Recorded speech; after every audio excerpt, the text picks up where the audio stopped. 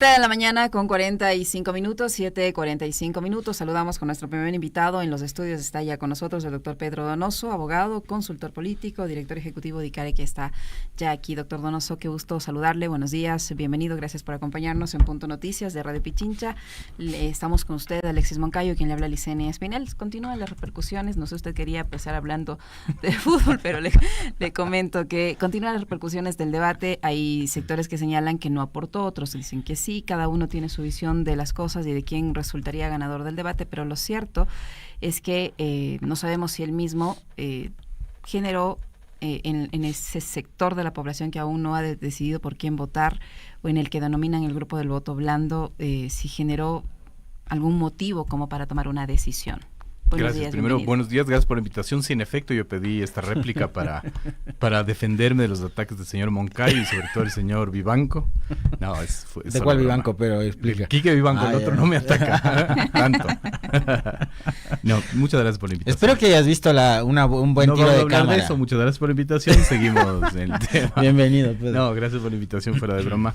Yo creo que hay que, digamos, parar un poco con el análisis del debate, porque no siempre un debate es analizable, digamos, ¿en qué sentido? ¿No es cierto? Yo he como intentado profundizar conceptualmente que hay dos maneras de quizás ver el debate, ¿no es cierto? La una, que puede ser una lógica más electoral utilitaria anecdótica, ¿no es cierto? Y la segunda, más como un valor democrático, digamos, ¿no? ¿Y por qué creo que ya se agotó el debate? Creo que ya, digamos, el debate no mueve nada, no va a mover nada, porque finalmente este debate no es el mismo debate que en otras ocasiones. Es decir, faltan 3 semanas para la elección, que es un universo, por lo tanto el debate no tiene el mismo impacto que pudo haber tenido, por ejemplo, en la primera vuelta del 2023.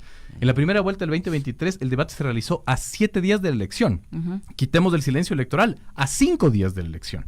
Entonces, no todo debate tiene la misma importancia finalmente, ¿no? Es decir, digamos, creo que desde el análisis cometemos el error de creer que el debate siempre tiene que ser analizado, siempre va a movilizar algo, porque en cada elección se van desmitificando y creando mitos, ¿no? Es decir, el gran mito es que Noboa es presidente gracias al debate. Yo por lo pronto no he visto ninguna evidencia real de aquello, ¿no? Entonces, se va repitiendo estos mitos y en esta ocasión el debate, digamos, no tiene los ingredientes para que sea tan analizable y yo diría tenga un impacto, digamos, electoral, ¿no? Por el hecho del tiempo, es decir, el factor tiempo creo que es un indicador que es fundamental. Es importante también plantear que los dos candidatos además llegaban con una coyuntura o con un contexto distinto, digamos, ¿cierto? Es decir, evidentemente el debate era mucho más fácil, conceptualmente hablando, para la lideresa de la oposición, para Luisa González, que para el presidente. Noboa llegó golpeado al debate. Pero además por su misma lógica de gestión, diría yo, ¿no es cierto? Es decir, porque es el presidente en funciones. ¿no? Pero además con algunos eventos. Eventos que de paso, Pedro, me sorprendió que no se hayan mencionado en el debate. Exacto. O sea, terminaba yo de hablar en el comentario sobre lo sucedido en Esmeraldas, que es un caso gravísimo que pasó desapercibido. Totalmente. Y yo creo que, digamos, es por el contexto, ¿no es cierto?, pero además también por el formato. Y esto hay que decirlo con todas las letras. Es decir, el Consejo Nacional Electoral, de una vez por todas, debería ya perderles el miedo finalmente a los candidatos. Yo entendía antes, ¿no es cierto?, que les tenga miedo, ¿verdad?, porque en muchas iniciativas que se dieron con el aval del Consejo Nacional Electoral no había la obligación de debatir, ¿no es cierto?, de los candidatos. Entonces, había que cuidar las formas, había que darles gusto, etcétera. Yo creo que en esta ocasión no hay que darles gusto, digamos, a los candidatos, porque el debate es un bien público, es una obligación finalmente de los candidatos, no es un derecho de los candidatos, es una obligación, es el derecho de nosotros los ciudadanos y los electores. Por lo tanto, finalmente, ese formato que es tan, digamos, respetuoso, entre comillas, de las candidaturas, de las campañas, que hace que la moderadora pueda ser fácilmente reemplazada por una Alexa o una Siri porque es una contadora de tiempo, y sobre todo que no tenga una base conceptual que es clara además, ¿no es cierto?, que es los planes de gobierno. Es decir, el debate es un elemento más del sistema electoral, ¿no es cierto? Es decir, sin las candidaturas evidentemente no hay debate, sin los planes de gobierno no hay debate. ¿Por qué no hacer que el plan de gobierno sea la hoja de ruta de un debate? Exacto. ¿Por qué tiene que haber preguntas abiertas elegidas por 4 personas, ¿verdad?, que no tienen ningún sentido en el contexto, en vez de decir, hablemos de educación? De la realidad del momento del debate. Por supuesto, pero además se puede dar el lujo este comité de debates de hacer preguntas inconstitucionales, como fue el primer debate, que hicieron una pregunta finalmente sobre imputabilidad de adolescentes, que es inconstitucional. El fact-chequeo ahí no eran las respuestas de los candidatos, sino las preguntas del comité de debates. Pero más allá de eso, ¿cómo no puede ser finalmente que la moderadora pueda decirle a la candidata González, en su plan de gobierno, en la página 80, en el ámbito de educación, usted propone esto? cómo lo va a hacer. O el candidato Noboa replique finalmente a lo que la candidata González va a hacer y lo ha dicho en su plan de gobierno. ¿Por qué? Porque esto está interconectado. Entonces, el plan de gobierno se verbaliza en el debate y después cuando son elegidos, yo como ciudadano puedo decir, usted en el debate dijo esto, que está en su plan de gobierno, no lo ha cumplido, aplico la revocatoria de mandato. Hay que empezar a pensar más sistémicamente en el Ecuador, ¿no? Ahora, yo mencionaba a propósito en el postdebate de Pedro el hecho de que el Ecuador está tratando de alcanzar madurez, ¿no? A todo nivel. Dijo, ojalá se fuera el éxito alcanzar. Pero creo que en cuanto tiene que ver con la organización de los debates, esto empezó desde la elección del 21 como una obligatoriedad después de las reformas al Código de la Democracia en el 2020.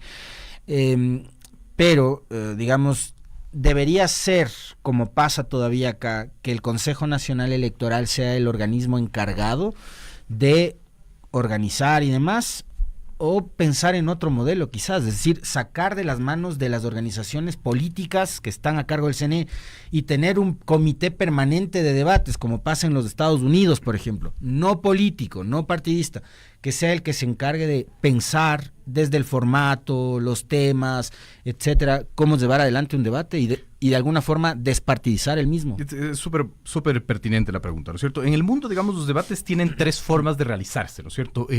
Tienes finalmente la costumbre, ¿no es cierto? Tienes, digamos, la voluntad y tienes finalmente la obligatoriedad. El Ecuador por fin logró que se reforme el Código de la Democracia y obligue, lamentablemente, solo a los candidatos presidenciales a debatir. ¿Ustedes saben lo difícil que es hacer en el Ecuador reformas del Código de la Democracia? Y hay dos razones. La primera, finalmente, es que quien lo aprueban son los propios afectados, es decir, son juez y parte, claro, porque son los asambleístas. Y lo segundo, porque en el Ecuador se hace elecciones en promedio cada 2 años y tú no puedes reformar el Código de la Democracia un año antes. Entonces es muy complicado hacer reformas del Código de la Democracia, ¿no? Porque estamos en constante, digamos, proceso eleccionario. Para responder a la pregunta, yo, esa es mi opinión personal, creería que la autoridad electoral organice los debates, le da legitimidad, porque yo sí creo finalmente que son las instituciones del Estado las que tienen que, digamos, obligar y darle legitimidad, porque eso apoya finalmente a que todo el aparataje estatal, digamos, te cubra, ¿no? Es decir, un comité de debates, que puede ser un privado, no tiene la capacidad, qué sé yo, de sancionar, ¿no es cierto?, de multar, etcétera, salvo que la ley le otorgue. Porque no tenemos una cultura de debate. Porque no tenemos una cultura del debate, la vamos construyendo y eso es bueno, porque finalmente nosotros, que somos los del cono sur, ¿verdad?, los del hemisferio sur, estamos acostumbrados a, si no dice la ley y si no hay sanción, no construimos cultura, digamos. Nos ponemos el cinturón de seguridad en el carro porque nos multan, si no, no nos pusiéramos, digamos, ¿no? Entonces, sí creo finalmente que está bueno que sea, digamos, el Consejo Nacional Electoral quien obliga a los debates. Lamentablemente, digamos, ahora el Consejo Nacional Electoral es una reunión de partidos políticos, no era así antes, ahora lo es, digamos, gracias me parece que a la consulta popular de Moreno, pero bueno, digamos, es otra discusión.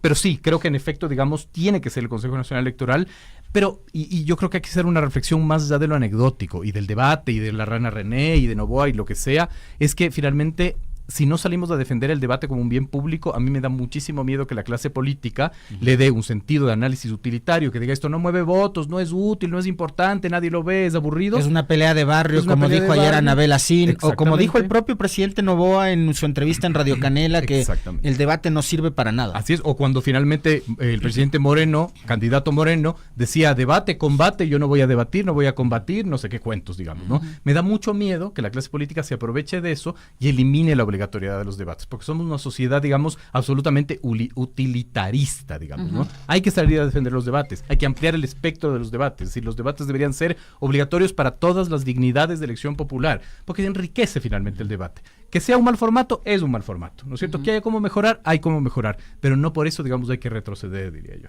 Pedro, y este debate o estas reacciones que hay después del debate se producen en un escenario en el que al parecer será la institucionalidad quien está definiendo la cancha por donde se va a realizar esta elección. Y le digo esto porque en las últimas horas se conoció esta sentencia del Tribunal Contencioso Electoral en contra de la vicepresidenta de la República, Verónica Abad, y ya salió el ministro de Gobierno a decir que una vez solucionado el tema de la vicepresidenta, pues ellos están analizando, dijo, la posibilidad de encargar la presidencia. No sabemos si eso finalmente se va a dar. El mismo ministro de Gobierno ha dicho que al presidente Noboa y candidato a la vez, no le aplica el solicitar una licencia para hacer campaña electoral, pero digo que son las instituciones que en teoría deberían ser neutrales y árbitros de esta elección las que al parecer están trazando una cancha para este proceso.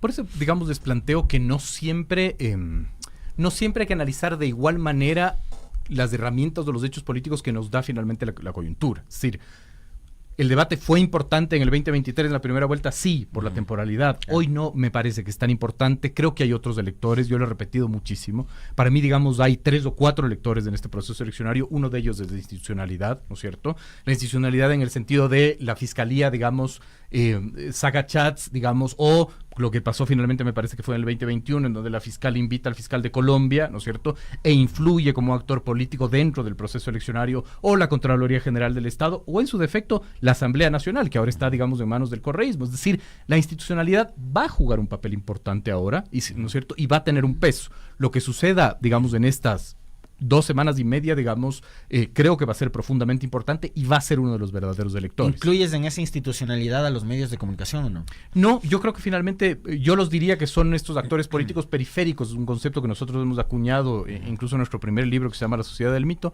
que son, digamos, otro tipo de actores, pero ¿qué hacen los medios de comunicación? Más afines a Noboa, son cajas de resonancia de las decisiones que toma la institucionalidad. Entonces yo diría, es la institucionalidad, digamos, ¿no? Es decir, no estoy viendo que los medios de comunicación hagan sus propias investigaciones, sino lo que hacen es finalmente amplificar las investigaciones o los resultados o las resoluciones de la institucionalidad, ¿no es cierto? Yo creo que de lado y lado, ¿no? La Asamblea finalmente en manos del correísmo y las otras instituciones del Estado en manos, digamos, o más cercanas, diría yo, al presidente Noboa. Ese es para mí el primer elector. El segundo elector es la violencia. De hoy, digamos, desde el 2023 en adelante, los analistas políticos y el análisis político en general tiene que tomar como ingrediente fundamental la violencia. Es fundamental hacerlo y anotarlo, digamos, ¿no? Entonces, la violencia a favor del presidente Noboa o en contra del presidente Noboa. Es decir, cualquier hecho de violencia, ¿no es cierto?, puede mover el tablero como sucedió en el 2023, ¿verdad? O también puede afectar y desgastar, digamos, al gobierno de Noboa. Es decir, lo estamos viendo, ¿no es cierto? Enero, el año más violento de la historia, y si la curva, digamos, ascendente de muertes violentas sigue, vamos a cerrar este año con 10,000 muertes violentas de acuerdo a informes oficiales de la Policía Nacional. Es una locura. Entonces la violencia también es un elector. El tercer elector, y lo estamos viendo ahora finalmente, es el invierno. Es decir, no es lo mismo, no es la misma elección de la primera vuelta que de la segunda vuelta. Digamos, hay afectaciones, el derrame petrolero en Esmeraldas, es decir, estos hechos políticos, ¿no es cierto?, que afectan realmente. Por eso digo, no sé si hay que darle mucho al debate como elemento de análisis. No nos da la temporalidad, no nos dio nada el debate finalmente. Yo no tengo un indicador real para poder analizar el debate en sí mismo, más allá de lo anecdótico, digamos, ¿no? Yo soy muy malo para eso, soy muy malo para decir, el presidente Noboa no le vio la cara a la candidata González, la candidata González dijo esto, la rana René, no sé qué. Creo que son elementos más de anécdota, digamos, que de concepto de análisis. Ahora, queda claro, de acuerdo a lo que señala nuestro invitado y a lo que se ha visto también, que los dos candidatos, digamos, esa percepción me quedó a mí también, no sé si comparten ustedes conmigo lo que voy a decir, pero de que le hablaron a sus electores. Y hay un segmento de indecisos o de votos que todavía quedan por alcanzar, que es un sector muy pequeño, ¿no? Entre los dos candidatos alcanzan casi el 90% de votos. Entonces, lo que les queda por llegar, por convencer, es muy poco, ¿no? Entre eso, el más de 500,000 de votos de Leonidas Issa y las votaciones marginales o parciales que pueden tener y alcanzaron los otros candidatos. Quizás lo de Leonidas Issa y lo de Andrea González de alguna manera, ¿no? Pero a esos votantes, el debate, ¿les ayudó o no les ayudó? Y ahora, que deberíamos estar hablando del postdebate, el postdebate se ha licuado, Pedro, entre la final del MasterChef. La caída de Erika Vélez. La caída de Erika Vélez. Sí, es que es así, claro, ustedes van a decir, ¿qué está hablando tonterías? No, la caída de Erika Vélez y la final del MasterChef licuó el debate. El partido. Y sumémosle las eliminatorias. Es que por eso te digo, la temporalidad, digamos, era demasiado amplia, aunque Erika Vélez igual se hubiera caído si es que la elección fuera este domingo.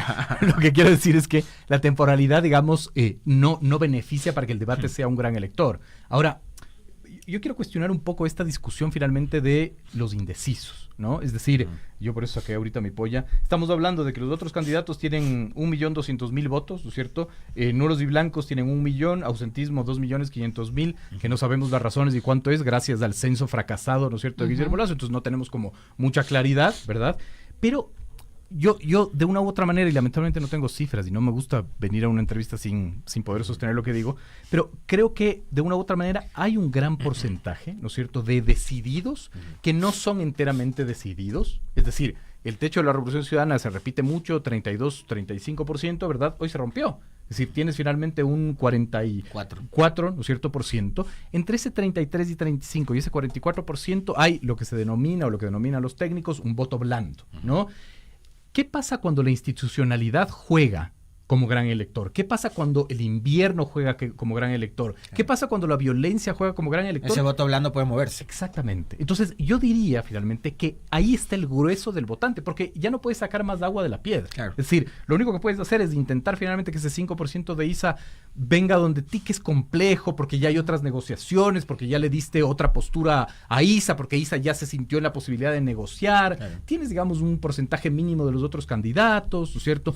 Tienes un nulo que yo creo que es quizás el más genuino de las posiciones. Es decir, yo no veo a alguien que votó nulo en la primera vuelta no votando nulo en la segunda vuelta. Pero creo que ahí está finalmente ese porcentaje de voto blando de los dos candidatos. Creo que ahí está, digamos, la discusión. Por eso digo, no sé a quiénes hablaron los candidatos y no me parece importante tampoco analizarlo. Creo que lo que hay que analizar finalmente es lo que vaya a hacer la Fiscalía General del Estado, lo que vaya a hacer la Asamblea Nacional, lo que vaya a hacer la Contraloría, lo que haga o no haga el gobierno frente a los desastres naturales, finalmente, lo que haga o no haga, y esto es súper importante, los gobiernos autónomos descentralizados bajo el poder del correísmo, porque son actores importantes también. Entonces uno dice finalmente, ¿no es cierto?, qué complejo para el presidente Noboa y para su gobierno manejar todas las vocerías, porque tiene que manejar a los ministros, a los directores provinciales, pero también el correísmo tiene esa dificultad, que tiene que administrar vocerías de ¿quiénes? De candidatos asambleístas y asambleístas finalmente que se equivocan, o de los alcaldes o los prefectos. Entonces no está todo bajo control, digamos, y creo que ahí viene una gran dificultad. Y estas situaciones que ocurren en el entorno del presidente de la República, por ejemplo, el engaño en el tema del derrame de petróleo que involucra y salpica directamente a la ministra Inés Manzano, ¿le afectan o no le afectan? El haber reconocido ante el público que no va a cobrar la deuda de su familia, ¿le afecta o no le afecta? Este tipo de situaciones ¿influyen en algo o no? Porque claro, todos personas incluso que ni siquiera tenían una posición a ningún partido político, ahora están cuestionando la falta de honestidad o la falta de información por parte del gobierno en torno al manejo de la crisis de Esmeraldas, por ejemplo. Digamos, del manual te diría que sí, pero hemos visto, digamos, que Noboa ha tenido esta capacidad finalmente de salir absolutamente incólume de toda la situación. Por eso está en la segunda vuelta. Es decir, ¿alguien me puede explicar cómo un presidente que nos dejó 14 horas sin luz pasa a la segunda vuelta ganando la primera vuelta? Pues nos guste o no nos guste, ganó la primera vuelta, ¿no? Sí, es decir, claro, por 4 votos ganas. No existe eso del empate. Yo no logro entender cuando alguien dice es que pasaron empatados. No, un voto hace que ganes finalmente, ¿no es cierto? Entonces, yo con el viejo manual diría que sí, digamos, la falta de administración de las crisis que más representa el gobierno, estas equivocaciones finalmente de los ministros, que además no son equivocaciones menores finalmente, ¿no? Es decir, se equivocan cuando dicen que fue un sabotaje, ¿verdad? Y se están cargando la posible indemnización y el cobro de seguro, etcétera. Es decir, es muy complejo, ¿no es cierto? Ahora, ¿qué creo? Sí creo que puede estar geolocalizado. Es decir, finalmente esto en Esmeraldas no va a caer bien, obviamente, porque es la gente que no tiene agua, pues. Es decir, aquí nosotros en nuestra burbuja, digamos, de quiteños no vamos a entender aquello, en sí mismo en Guayaquil o en Cuenca, pero creo que está geolocalizado, digamos, esas crisis, ¿no? Entonces, la crisis del invierno ha afectado más a la costa, en donde, digamos, González ya tuvo una presencia mayoritaria, ganó, digamos, en votos. ¿Eso puede hacer profundizar, digamos, su ganancia? Yo diría que sí,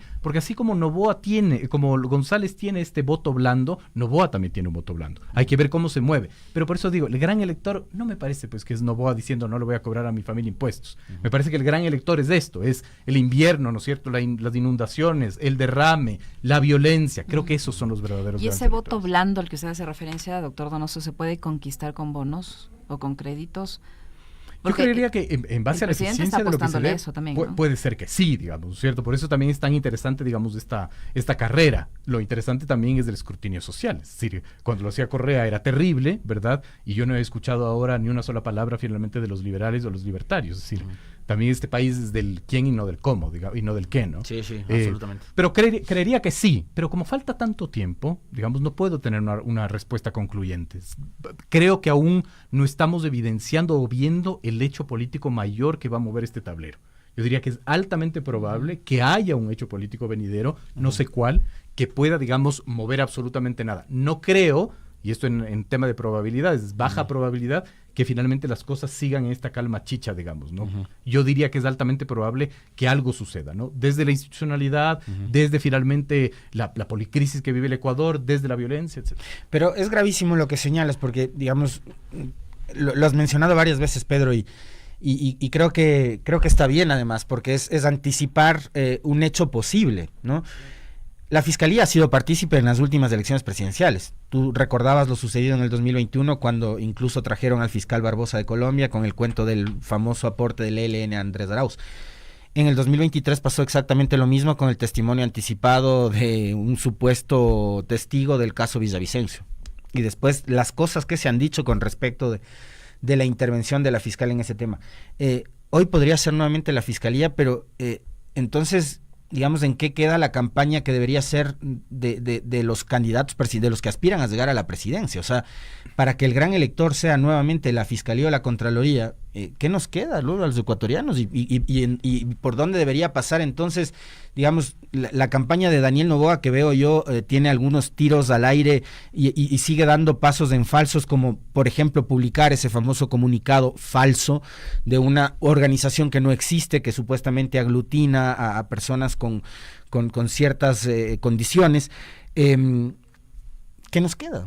Pero a ver, para objetivizar también el análisis, también la Asamblea Nacional, ¿no? Es decir, la Asamblea Nacional también juega un juego. Pero la Asamblea con esa carga negativa que tiene históricamente. No importa porque puede ponerle bajo palestra finalmente a la ex esposa del presidente a hablar de violencia vicaria, que existe, no estoy diciendo que no, pero entra, digamos, en una lógica también de una campaña electoral, ¿no? Es decir, esto es parte de la campaña electoral. Es preocupante, sí, porque la institucionalidad se vuelve un actor fundamental, lo que ha sido siempre. Peligrosísimo, porque la democracia está sujeta a estos cambios repentinos en el escenario. Pero lo que ha sido siempre también, ¿no? Es decir, esto no es un invento de los últimos 8 años, 5 años, no. Ha sido siempre, digamos, porque la democracia ha estado atado finalmente a la judicialización de la política, a la politización de la justicia. Eso finalmente ha sido siempre, no está bien, no hay que normalizarlo, pero ha sido siempre. Pero es parte finalmente de el juego. Ahora, ¿qué es lo que veo yo de distinto de lo que fue en el 2023, por ejemplo? ¿No es cierto?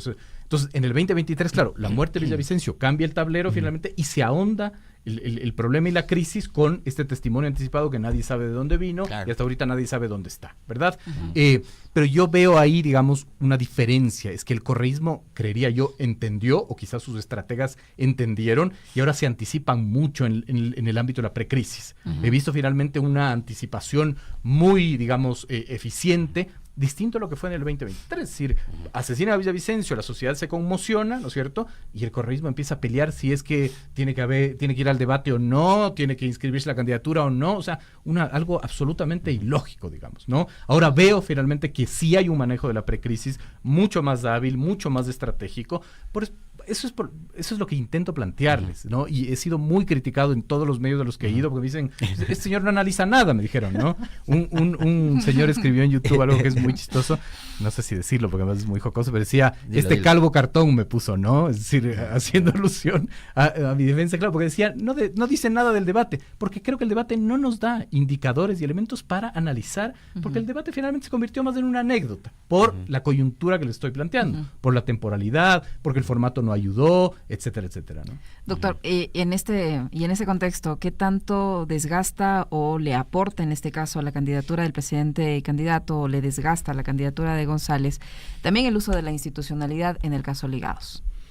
Yo creo que, digamos, como se parte de esta premisa de que la Fiscalía tiene una buena reputación, habría que ver los números, digamos, yo creo que tiene una reputación media, sí puede ahondar finalmente a generar este miedo, ¿no? Es decir, lo que yo siempre repito, creo que la Revolución Ciudadana debería investigar muchísimo, hacer mucha investigación cualitativa de por qué genera tanto miedo. Es decir, por qué fue fácil para la oposición engranar el mito de que la Revolución Ciudadana estuvo atrás del asesinato de Villavicencio. Porque además no tenía ninguna lógica, era contrafactual, era contrafáctico. ¿Para qué querría la Revolución Ciudadana, digamos, asesinar a Villavicencio? No tenía ningún sentido.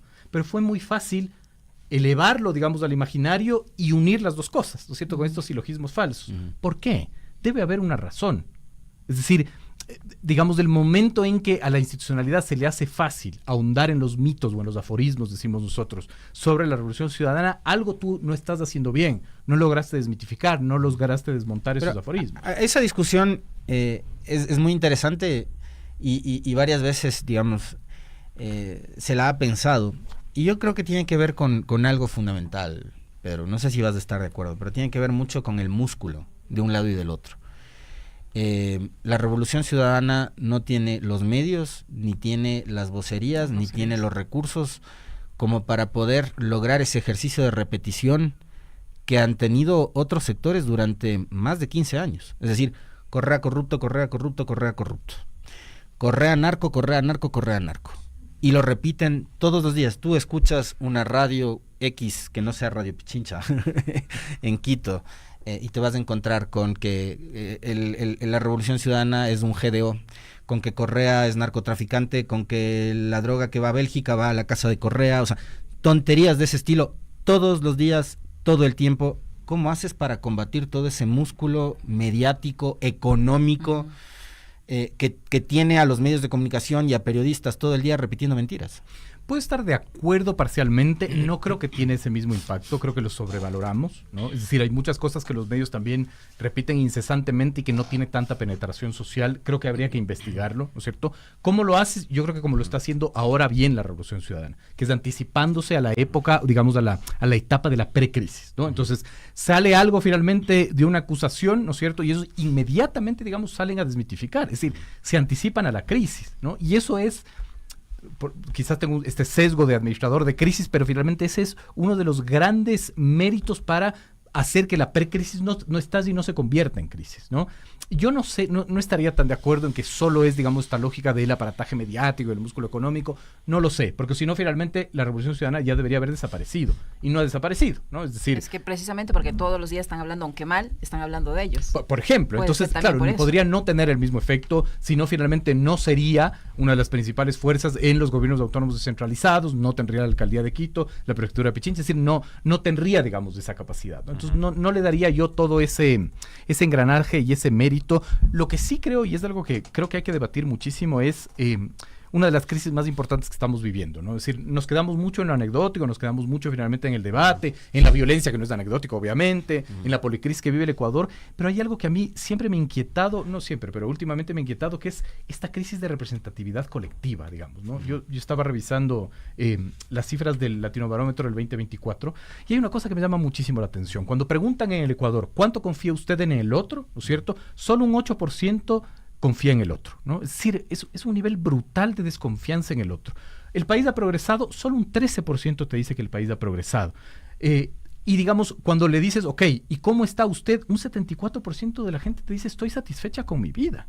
Y un 53% de la gente te dice, mi familia ha progresado. Esta no es una evidente crisis de representación colectiva. Claro. Es decir, en el Ecuador no tenemos nadie que nos represente, y los que nos representan repiten, yo no represento a nadie. Entonces hay una crisis de ida y vuelta. Esa es, en verdad, la crisis que está viviendo este país. Y tenemos que discutir las cosas de fondo. Sé que esto no va a gustar, pero por ejemplo, la entrevista que tiene el ex vicepresidente de AJIC en Contacto Directo, él pone las cosas, es la primera vez que yo veo finalmente que alguien pone las cosas en su sitio. Es decir, ¿por qué es importante debatir la dolarización? La dolarización es una moneda de cambio.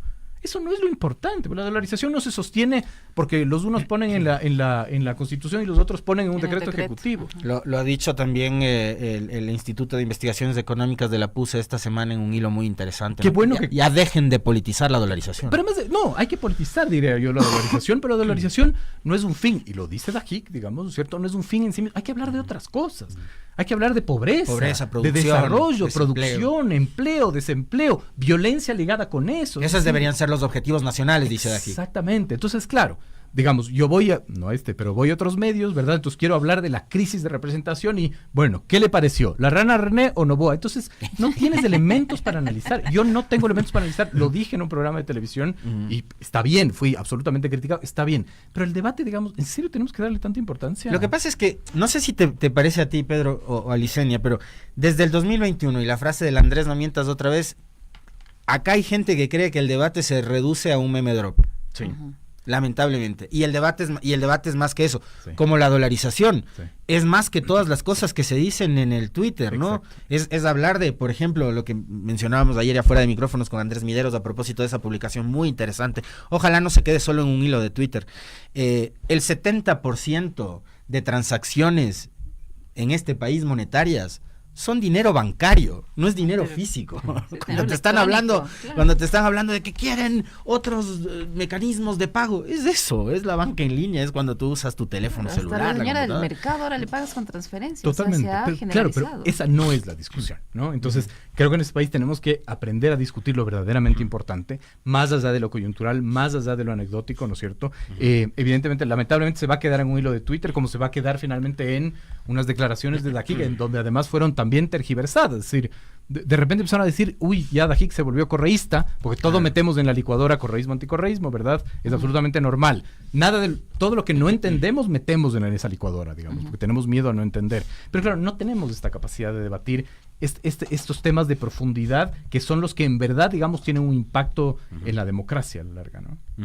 Ahora, te traslado una pregunta que me envía un amigo oyente. Dice, ¿cuál sería un escenario post 13 de abril con Noboa como ganador? A ver, yo creo que finalmente que nos enfrentemos, por ejemplo, a una constituyente, una muerte cruzada, es un escenario altamente probable en los dos casos, digamos, ¿no es cierto? Pero claro, o que Noboa gane o que González gane, yo creo que tiene una afectación directa en otros procesos, digamos, ¿no es cierto? Es decir, en procesos de institucionalidad, por ejemplo, ¿no? Uno será el concurso de fiscal general con Noboa, Claro, y otro la será el judicatura. concurso de fiscal general con González. Claro. Una será la asamblea, digamos, nacional en el poco tiempo que pueda, digamos, gobernar esa asamblea con Noboa y con González, ¿no? Es decir, ¿qué pasa, digamos, si Noboa pierde? ¿Qué es lo que sucede? Yo no sé, digamos, no sé si Noboa se va y deja, digamos, huérfanos a esos 60 y pico de asambleístas. ¿Qué pasa con ADN? ¿Usted cree que las instituciones van a cambiar si el presidente Noboa se queda?